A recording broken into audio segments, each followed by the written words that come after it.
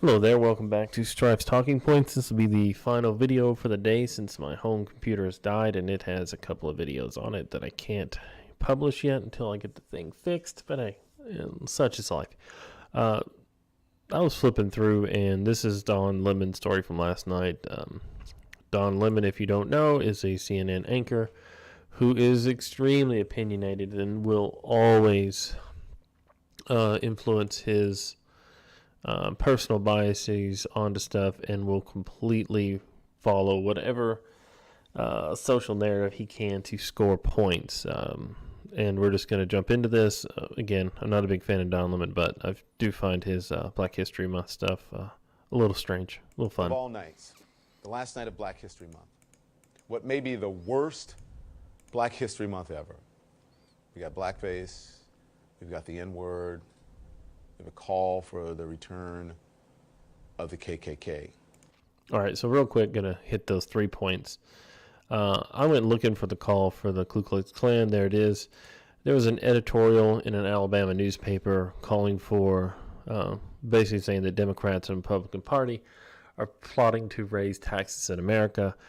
This is actually kind of following up behind the investigation that found that there were some Democrats who faked Russian trolls to help influence the election there, and basically called for them to go into these northern communities and go after them.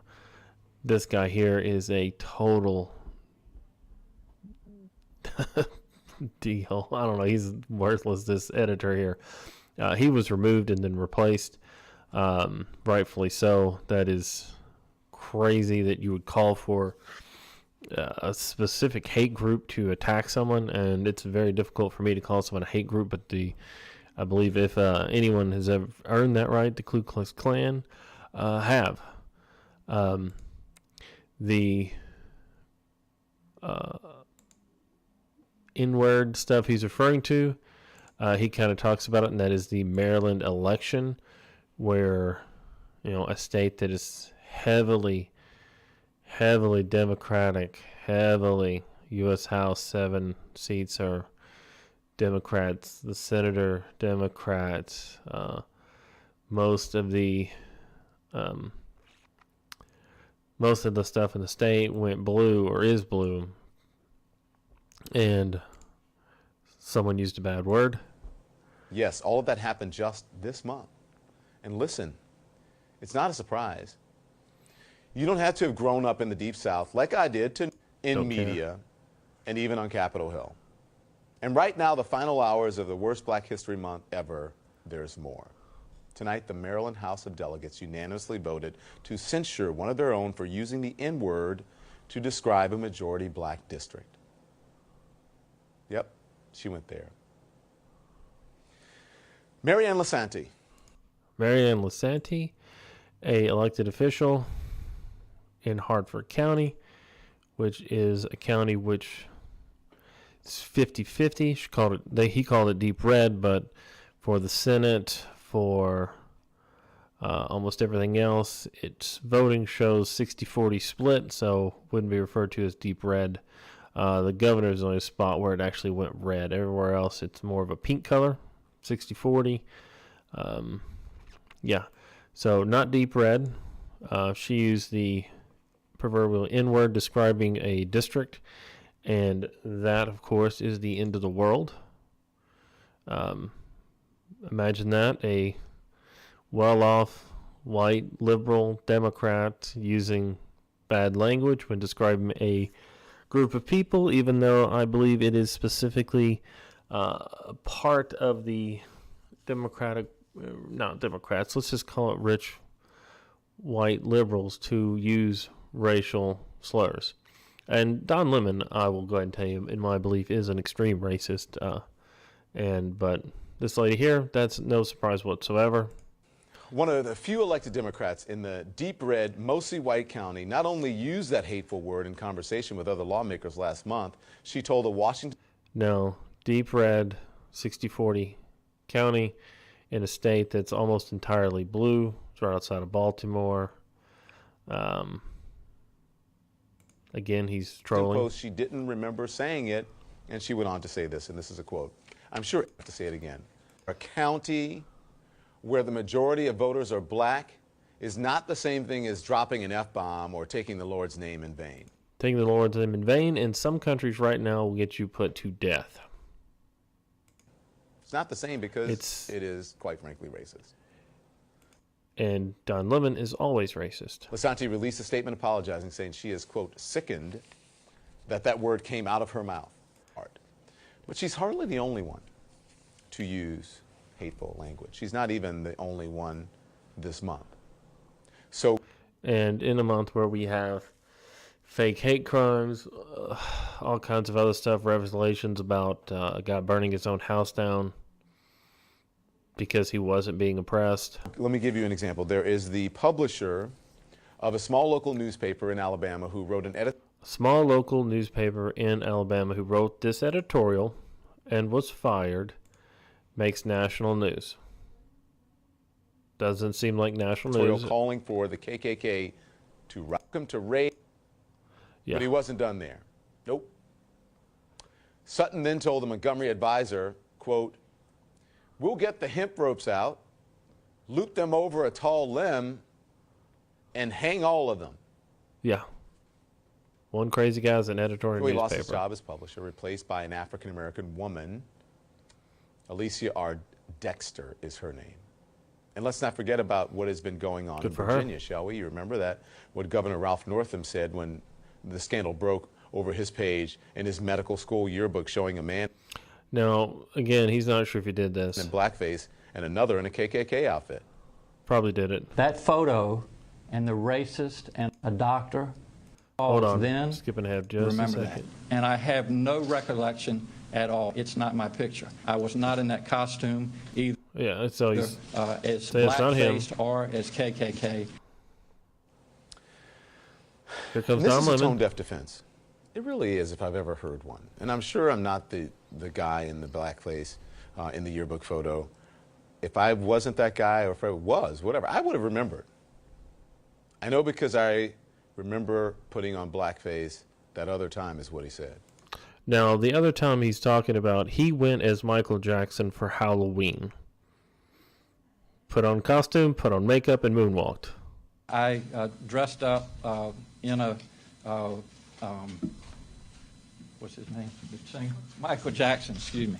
All right, so blackface is not dressing up as Michael Jackson.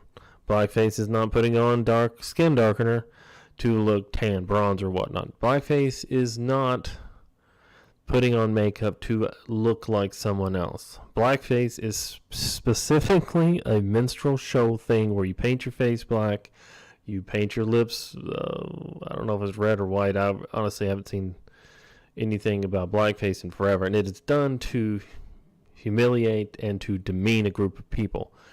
Dressing up, putting on dark makeup to make your skin look darker is not blackface. That's why I have Pam with me. I had the shoes, I had a glove, and I used just a little bit of shoe polish to put under my... When he was in college, he put on a Michael Jackson outfit and put on face paint to make his skin darker. That, no one 30, 40 years ago would have considered that blackface. That is only something new that Don Lemon and a handful of liberal elite people really believe. Are on my cheeks. It was a dance contest. I had always liked Michael Jackson. I actually won the contest because I had learned how to do the moonwalk. Governor Northam is not the only one facing Now that is not blackface. A blackface scandal this month. The number 3 official in Virginia, the Attorney General, Mark Herring, said he put on a blackface for a party in the 1980s when he and his friends dressed like rappers. Again, that is not blackface. Putting on makeup and a costume is not blackface. Herring has apologized. Shouldn't have apologized. And remember when Governor Northam's wife apparently stopped him from demonstrating his moonwalking skills in that news conference? Very silly. Don't want to see an old man moonwalk. Still able to moonwalk? Inappropriate circumstance. Yeah, his wife shut him down. Look at her. No, honey, don't do it. Looks silly. My wife says inappropriate circumstances. Well, now Pam Northam herself is in the midst of a controversy for reportedly handing out cotton to African American students on a No, we're gonna let him finish. tour of the governor's mansion and asking them to imagine being slaves in the fields. That is. Now, I went and looked this up. I found this one pretty entertaining. The First Lady of Northam handed cotton to African American children on a tour of the governor's mansion. Now, I'm going to assume she handed, the typical thing is they hand cotton to all the children and ask them to imagine being slaves in the field. Basically, slavery in the U.S. happened. There were people that were slaves. They picked a lot of cotton. This is not something that people shouldn't know. Leah Dozer Walker, a state employee who's director of the Office of Equity and Community Engagement in the Virginia Department of Education, wrote Pam Northam's office on Monday, alleging that on a tour for state pages, the lady spoke in the mansion's kitchen cottage, where slaves used to work, and gave black pages, including Walker's 8th grade daughter, pieces of cotton. Walker's daughter said she did not take the cotton. You're taking a tour of a historic building where slaves used to work. During the tour of Mansion Cottage, Walker's daughter and 2 of the fellow pages were asked to hold the cotton for the First Lady. Retrieved from a bowl on a nearby table, asked to hold the cotton at the lady. Walker wrote in the letter, Miss Northam then asked these 3 pages, the only Afro-American pages in the program, if they could imagine what it must have been like to pick cotton all day. Oh my goodness. So she gave a tour about historical events, things that actually happened, and asked people to imagine what would happen. Let's see. What all corroborating evidence do they have? No, they're talking about the Ku Klux Klan outfit, which he says wasn't him. Insensitivity of past actions. Walker's daughter sent a letter to the First Lady confirming the Walker's account that Pam Northam had handed her at least one other African American page pieces of cotton and asked them to imagine being enslaved. I would like to see a normal tour from there and see if that's something they typically do, is when you take the tour, they talk to people about cotton and slavery and kind of shed historical light on it. No one was singled out, said Ofra Yesko, Ralph Northam's communication director. In a statement, the First Lady's administration has reached out to the mothers of pages and has offered an apology in person, but has not heard back. The offer still stands. Oh, so the governor's office disputed that it was just the African American children that were handed, saying the cotton was distributed to everyone in the group as Pam Northam discussed its rough texture. The group was urged to touch and examine a variety of historical items according to the governor's office. So I'm going to bet this is a typical tour. However, on the backs of the prior not blackface makeup controversy, it's just being used as according ammo. to a state employee who is the mother of one of the students, an 8th grade. Yeah, Paige. And the governor's office insists African American students were not singled out. Probably weren't at all. It does sound like her intentions were good. For historical context, yeah. She wanted the students to think about the horrors of slavery. Darn Lemon doesn't care. At a London Fashion Week. All right, here we go. Apologize Fashion. for showing a hoodie with a It's noose a hoodie with a around the noose neck around it. At a London fashion. London didn't really have the slave issue, so a noose is more likely to refer to hangings. I don't know if people know this in real world. I know Don Lemon doesn't. But there were people hung around the world that weren't black. And it's not specifically a black thing. So it's not racial. It's not insensitive. It's just a weird thing. I don't know why you would wear it, but hey, whatever. Fashion Week. Gucci apologized for a sweater that resembled. That doesn't resemble blackface. You can go online anywhere and you can find these masks that you put on. They go from about there on the neck or around the face that have all kinds of teeth, faces, smiles, whatever. Nothing to do with blackface. That is just a silly hoodie design. It has nothing to do with black, because if it was brown, it wouldn't be blackface. If it was white, it wouldn't be blackface. It is only, I think if you look up this story, there was one person who complained about it, and Gucci got in trouble. Also, Katy Perry made shoes, and apparently because she had a dark pair of shoes, that's considered blackface as well. No, not a racial thing. Blackface and has promised to promote diversity in their company. Jussie Smollett's job on Empire may be on the line after. If Jussie Smollett did the faux hate crime and tried to stir up racial prejudice and violence by lying, he should lose his job on the show. If he's still able to come back in a few years, great. A few months, great. As far as the show he's currently on, I'm pretty sure fired is because he sent a threatening letter to them with Tylenol, white powder in it. He sent it himself. So, yeah, probably should be fired from Fox and Empire. After producers cut his character Jamal Lyons from the final two. Actor Jussie Smollett took advantage of the pain and anger of racism to promote his career. He did. Right there. There you go. Black person being racist. I'm left.